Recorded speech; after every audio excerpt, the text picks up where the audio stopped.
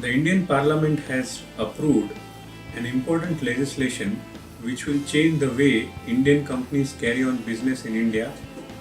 This legislation is the Companies Act 2013. This legislation replaces the earlier law on the company law, which is the 1956 Act. The law will come into force as and when notified by the government, which is expected soon. The company law emphasizes on corporate governance and enhancing the shareholder democracy. For this purpose, there are several provisions made in the company law which will require the management to obtain the board approval or the shareholders' approval by special resolution. There are provisions for protection of minority interest, and at the same time there are provisions which prevent minorities to use those provisions for frivolous purposes. The emphasis of the company law is that the management is responsible for the compliance of the company law provisions, and they have to act in the best interest of the company and its shareholders. For this purpose, there are certain provisions which are made which lays down the roles and responsibilities for those who are in the higher management positions like the executive director, the managing director, the chief financial officers and the like. These people will be called the key managerial personnel, and they are made responsible and accountable for not only compliance but also in the event of non-compliance for the penalties. The role of chief financial officer has been spelled out, and they are made responsible for ensuring that there are adequate internal control systems, internal audit systems, and the books and records are maintained as required under the law. They are also expected to sign the financial statements. There are provisions in the company law which will facilitate mergers and acquisition. For example, merger between two small companies or a company and its wholly owned subsidiary is permitted now under a fast track window. Similarly, an Indian company is also allowed to merge itself with a foreign company. However, this provision will require corresponding changes in the foreign exchange regulations, and also one will have to examine the tax implication of such a proposal. The provisions relating to related party transactions have been elaborated and made applicable to all types of companies unless they are exempted by a notification to be issued. The company law contains provisions related to transactions with related parties.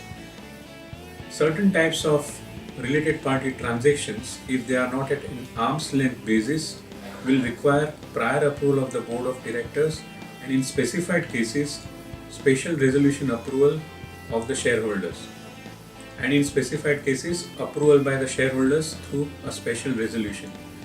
The important point to note here is that in such cases where the shareholders approval is required, the related party, if he is a member, cannot vote on those resolutions. The provision relating to giving loans or guarantee or security in connection with the loan has been expanded.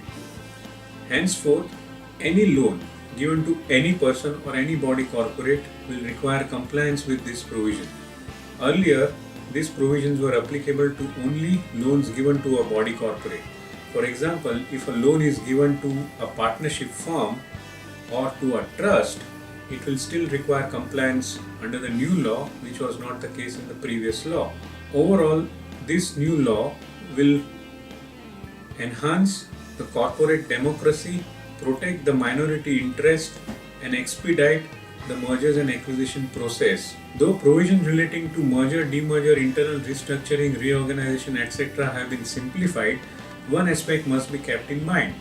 This is the new requirement that any notice of merger, demerger, or internal restructuring will have to be given to Income Tax Department, to Securities and Exchange Board of India, Reserve Bank of India, and any other regulatory authority which is concerned with this matter.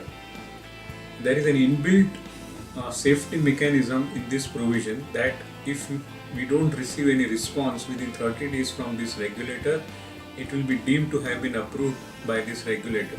The new company law is a modern piece of legislation which will require corresponding changes in other legislations like income tax law, the foreign exchange regulations, etc. for its proper implementation. It has several new features which will help corporates to focus on doing business rather than going to the government for seeking approvals.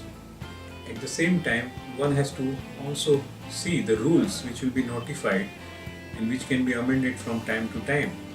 Therefore, for proper compliance, one needs to be aware about the rules in force from time to time and may require corporates to rely on professionals like Deloitte to advise them and guard them against non-compliances.